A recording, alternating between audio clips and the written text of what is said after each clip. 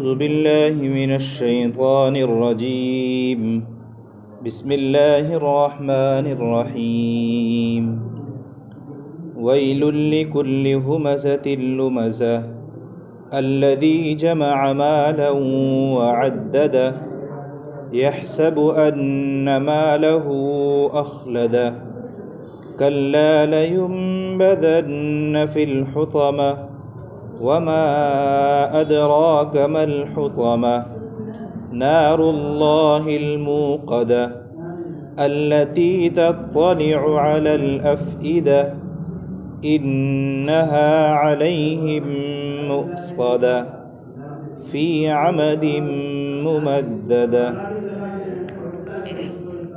اللہ تعالیٰ فرماتے ہیں ویل لکل ہمزۃ لمزہ، اور ہلاکت ہے، بڑی بربادی ہے ہر عیب نکالنے والے اور تانا دینے والے کے لیے۔ الذی جمع مالا وعددہ، جس نے مال کو جمع کیا اور مال کو گنتا ہے۔ یحسب ان مالہ اخلدہ، اور وہ یہ گمان کرتا ہے کہ اس کا مال اسے ہمیشہ ہمیشہ باقی رکھے گا۔ کلا، ہرگز نہیں، لینبذن فی الحطمہ، ان قریب اس کو حطمہ میں ڈالا جائے گا۔ وما ادراک ما الحطمہ، اور حطمہ کیا ہے، آپ کو کیا پتہ کہ حطمہ کیا چیز ہے؟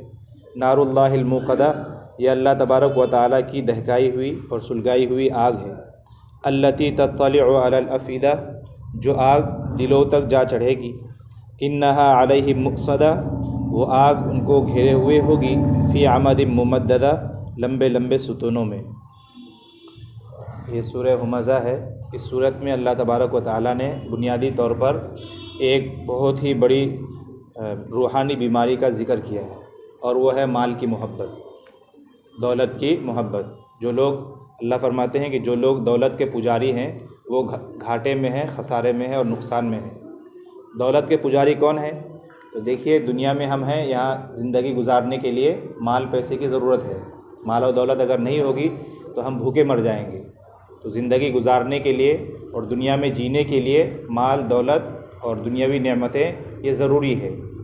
لیکن دنیا کمانا برا نہیں ہے، دنیا کمانے میں پھنس جانا یہ برا ہے۔ دوسرے لفظوں میں، مال کمانا برا نہیں ہے، مال کی محبت بری چیز ہے۔ اب مال کی محبت کیا ہے؟ تو مال کی محبت یہ ہے کہ انسان مال کمائے، خوب روپیہ پیسہ جمع کرے، لیکن مال کا جو جائز حق ہے وہ حق نہ نکالے۔ جیسے عموماً ہم رمضان میں زکوٰۃ نکالتے ہیں، تو سال گزر جائے مال پر اور انسان زکوٰۃ نہ نکالے، صدقات خیرات نہ کرے، یا کوئی ضرورت مند آ گیا، یا اپنا سگا بھائی پریشان ہے، بیمار ہے، یا کسی کے گھر میں آگ لگ گئی، کچھ بھی مصیبت آ گئی، تو اب اس کی مدد نہیں کر رہا ہے، مال کو جمع کر کے اپنے پاس رکھ رہا ہے، اور یہ سوچ رہا ہے کہ یہ مال جو ہے ہمیں دنیا میں بھی، گویا کہ دنیا میں کامیابی کے لیے یہ مال کافی ہے۔ تو اگر کوئی آدمی اس طرح دولت کا پجاری ہے، مال کے پیچھے لگا ہوا ہے، تو اس صورت میں اللہ تبارک و تعالیٰ نے اسے ڈرایا ہے۔ بعض لوگ ہوتے ہیں جو یہ سمجھتے ہیں کہ مال ہی سب کچھ ہے، یعنی ان کے پاس اگر مال ہے تو وہ گھمنڈ کرتے ہیں، اتراتے ہیں، دوسرے لوگوں کو چھوٹا سمجھتے ہیں، حقیر سمجھتے ہیں۔ تو ایسے لوگوں کی گویا کہ اس آیت میں، اس صورت میں مذمت ہے کہ ایسے لوگوں کو اللہ تبارک و تعالیٰ دردناک عذاب دیں گے، جہنم کے عذاب میں داخل کریں گے۔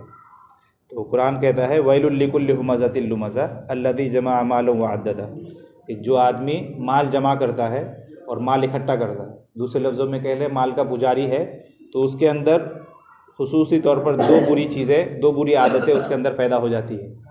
ایک بری چیز تو یہ پیدا ہوتی ہے کہ وہ لوگوں کی غیبت کرتا ہے، یعنی لوگوں کی پیٹھ پیچھے اس کی برائی کرتا ہے، ہر آدمی کو وہ ذلیل سمجھتا ہے، اپنے آپ کو ہی تسمار خاں سمجھتا ہے، اپنے آپ کو ہی سب سے بڑا سمجھتا ہے، اور دوسرے جتنے لوگ ہیں، حتیٰ کہ اپنے رشتہ داروں کو، بھائیوں کو، کبھی کبھی تو اپنے باپ کو بھی، بولے باپ نے تو کچھ کیا ہی نہیں، ابا نے تو میرے لیے کچھ دیا ہی نہیں، جتنا کیا ہے میں نے کیا ہے، والد صاحب نے تو ہمیں کچھ دیا ہی نہیں، حالانکہ والد نے ہی ان کو بڑا کیا ہے۔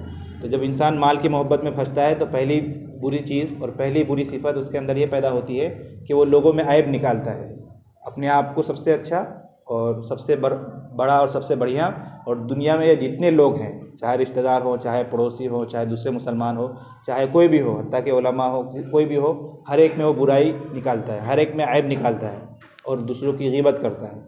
غیبت کرنا یہ بہت ہی بری صفت ہے، جتنے برے اخلاق ہیں ان میں غیبت میں ہم لوگ عام طور پر پھنس جاتے ہیں۔ غیبت بہت ہی بری چیز ہے۔ قرآن کہتا ہے کہ آپس میں تم لوگ غیبت مت کرو، لا تغتب احدا، کہ تم لوگ غیبت مت کرو، اور اس کو قرآن نے مثال دی کہ کیا تم اپنے مسلمان بھائی کی मुर्दार गोश्त को खाना पसंद करते हो? अगर तुम मुर्दार को खाना पसंद नहीं करते, लिहाजा गीबत भी मत करो। गीबत करना ऐसा ही है जैसे कि मुर्दार खाना। हदीस में है कि गीबत करना ये ज़िना से भी ज़्यादा बदतर है, और गीबत करने से आप जिसकी गीबत करेंगे उसका तो कुछ नुकसान होगा नहीं, उल्टा आपका ही नुकसान होगा, क्योंकि आपके जो नेकी है वो उसे मिल जाएगी, उसके जो गुनाह है वो आपके खाते में आ जाएगा। तो गीबत से बचना चाहिए। तो माल की मोहब्बत में जो लोग मुब्तला होते हैं उनमें पहली बुरी खसलत ये पैदा होती है कि वो लोगों को घटिया समझते हैं और लोगों की ऐब निकालते हैं। दूसरी चीज़ लुमज़ा, कि वो ताना देते हैं। ऐब निकालना तो पीठ पीछे होता है, ताना मुंह पर होता है, कि माल की मोहब्बत में आकर, घमंड में आकर वो हर आदमी को ताना देते हैं, अरे तुझे क्या पता, तेरे पास है क्या, तेरी क्या हैसियत, इस तरह के ताना देते हैं। हालांकि कुरान कहता है कि एक दूसरे को ताना नहीं देना चाहिए, इसलिए कि आप अगर किसी को ताना देंगे जाहिर सी बात है कि उनका दिल दुखेगा, और हदीस में सराहत है कि अपने मुसलमान भाई का दिल दुखाना हराम है। जिस तरह एक मुसलमान भाई को कत्ल करना हराम है, जिस तरह रमज़ान के महीने की बेहुरमती करना हराम है, जिस तरह कुरान और हदीस और दीनी शायर और मस्जिद वगैरह की बेहुरमती करना हराम है, इसी तरह एक मुसलमान भाई का दिल दुखाना भी हराम है। हम लोग कत्ल करने को तो गुनाह समझते हैं, हराम समझते हैं, लेकिन किसी के दिल दुखाने को और किसी को बेशरम करने को हम गुनाह नहीं समझते। तो ऐसे मौके पर हमें खुद सोचना चाहिए कि अगर सामने वाला मुझे ताना दे, कोई मुझे हकीर कहे, जलील कहे, कोई मेरी हैसियत पर उंगली उठाए, तो मुझे कैसा लगेगा। तो इसीलिए हमें इस चीज़ से, यानी दूसरे को ताना देने से बचना चाहिए। तो इस सूरत में कहा गया है कि जो लोग माल जमा करते हैं, माल की मोहब्बत में मुब्तला हैं, उनमें ये दो बुरी चीज़ें ख़ास तौर पर पैदा हो जाती है कि वो लोगों को हकीर समझते हैं, उनमें बुराई और ऐब निकालते हैं। दूसरी चीज़ कि वो मुँह पर ताना देते हैं। हालांकि अल्लाह के नबी फरमाते हैं कि मुसलमान की शान नहीं है कि वो किसी को ताना दे, यानी दूसरों को ताना देना ये एक मुसलमान का अमल नहीं है, ये मुनाफिक और काफिरों का अमल है, चाहे एक मुसलमान ही करे। हदीस में वजाहत है कि एक मुसलमान का अमल नहीं है कि दूसरों को ताना दे। तो अगर हमारे अंदर ये दो खसलतें हैं तो हमें चाहिए कि इनसे अपने आप को बचाएं। माल की मोहब्बत, माल ज़रूरी है, उसकी मिसाल उलमा ने ऐसी दी है जैसे कि नाव है। दरिया में जब हम या नदी नाले में नाव हम लेके चलते हैं, तो जब तक पानी नाव से बाहर है तब तक आप महफूज हैं, आप समंदर या नदी पार कर सकते हैं। लेकिन जो ही दरिया का पानी, नदी का पानी नाव के अंदर आ जाए, कश्ती के अंदर आ जाए, तो आप क्या है, डूब जाएंगे। तो दुनिया में ज़िंदगी गुजारने के लिए माल बहुत ज़रूरी है, लेकिन तब तक जब तक उसकी मोहब्बत दिल में ना बैठे। अगर माल की मोहब्बत दिल में बैठ गई और आपने माल को ही सब कुछ समझ लिया और माल के जो जायज़ हक़ है वो हक़ अदा नहीं किया, तो गोया कि आपकी कश्ती और आपका नैया जो है डूब जाएगा। तो इसीलिए हमें माल तो कमाना है, बल्कि आज के दौर में माल कमाना और ज़्यादा ज़रूरी हो गया। मुसलमानों को हर तरफ से घेरा जाता है, हर तरफ से बाइकाट किया जाता है कि मुसलमानों से लेन देन ना करें, ये ना करें, वो ना करें। तो ऐसे मौके पर हम अगर मालदार रहेंगे तो ये लोग हमारा कुछ बाल बाका नहीं कर सकते। अगर हमने माल कमाना छोड़ दिया तो हम फंस जाएंगे। लेकिन एक चीज़ याद रखनी है कि माल कमाना है लेकिन अल्लाह को याद करना है। कुरान एक जगह खुद कहता है कि मुत्तकी वो लोग हैं कि जिनको तिजारत और लेन देन अल्लाह की याद से नहीं रोकती। यानी वो लोग लेन देन भी करते हैं, पैसा भी कमाते हैं, तिजारत भी करते हैं, लेकिन दिल जो है वो अल्लाह की तरफ मुतवज्जह है। जो ही अजान हुई नमाज के लिए तशरीफ़ लाते हैं। तो हमें माल तो कमाना है लेकिन माल की मोहब्बत नहीं बिठानी है। और उसकी अलामत यही है कि हम माल के जितने हुकूक़ हैं उनको अदा करें, वाजिबात पर अमल करें, और ममनुआत जितनी चीज़ें हैं उनमें अपना पैसा खर्च ना करें। हराम कामों में पैसा खर्च ना हो, हलाल जगह खर्च हो। तो अल्लाह ताला फरमाते हैं वैलुल लिकुल्लि हुमज़तिल लुमज़ा, और बड़ी हलाकत है पीठ पीछे बुराई करने वाले और मुंह पर ताना देने वालों के लिए। अल्लज़ी जमा मालन व अद्ददा, जिसने माल को जमा किया और माल को गिना। अद्ददा यानी माल जमा भी किया और हर वक्त गिन भी रहा है कि कितना है, हर वक्त अपना अकाउंट चेक कर रहा है कि कितना है, यानी इतनी माल से गोया कि मोहब्बत हो गई। यहसबु अन्नमा लहु अखलदा, और वो ये गुमान करता है और उसकी सोच ये है कि उसका माल उसे हमेशा बाकी रखेगा। यानी पूरा भरोसा माल पर, अल्लाह की ज़ात पर कोई भरोसा नहीं। और वो ये समझता है मेरे पास माल है तो गोया कि मैं कामयाब और ये माल ही मुझे बचा लेगी। हालांकि ऐसा नहीं है। अल्लाह कहते हैं कल्ला, हरगिज़ नहीं, लयुम्बज़न्न फ़िल हुतमा, अगर ये लोग माल का हक़ अदा नहीं करेंगे तो हम इन्हें हुतमा में दाखिल करेंगे। हुतमा का लफ्ज़ी माना है चूरा चूरा कर देने वाली चीज़, और यहाँ मुराद है जहन्नम। वमा अदराका मल हुतमा, आपको क्या पता कि हुतमा क्या है। नारुल्लाहिल मुक़दा, ये अल्लाह की दहकाई हुई आग है। आपने सुना होगा कि जहन्नम की आग बहुत ही सख्त आग है। दुनिया की आग उसके मुकाबले में कुछ भी नहीं, बल्कि 70 और 1 का मुकाबला, वो 70 गुना इससे ज़्यादा तेज़, बल्कि हम उसका तसव्वुर भी नहीं कर सकते। जन्नत की जो नेमतें हैं या जहन्नम के जो आज़ाब है, दुनिया में उसका इंसान तसव्वुर भी नहीं कर सकता। یعنی سوچ بھی نہیں سکتا. سوچ میں تو ہم سوچنے میں تصور کرنے میں بہت ساری ایسی چیزوں کو سوچ لیتے ہیں جس کا وجود ہی نہیں یا جو ممکن نہیں ہے. لیکن جہنم اور جنت کی نعمتیں یا جہنم کے عذاب ایسے ہیں کہ وہاں ہی پتہ چلے گا, یہاں پتہ نہیں چلے گا. کیونکہ جنت میں جو لوگ جنت میں چلے جائیں گے تو وہاں سے وہ لوگ جہنمیوں کا اگر وہ چاہیں گے تو دیکھیں گے بھی. جس طرح آج کل ویڈیو کال ہوتی ہے نا, کوئی آدمی اپنے گاؤں میں ہو, یہاں سے وہ دیکھتا ہے ویڈیو کال, تو گویا کہ وہ جنتی جہنمیوں کو ویڈیو کال لگائیں گے اور پوچھیں گے بتاؤ بھائی کیا حال ہے تمہارا.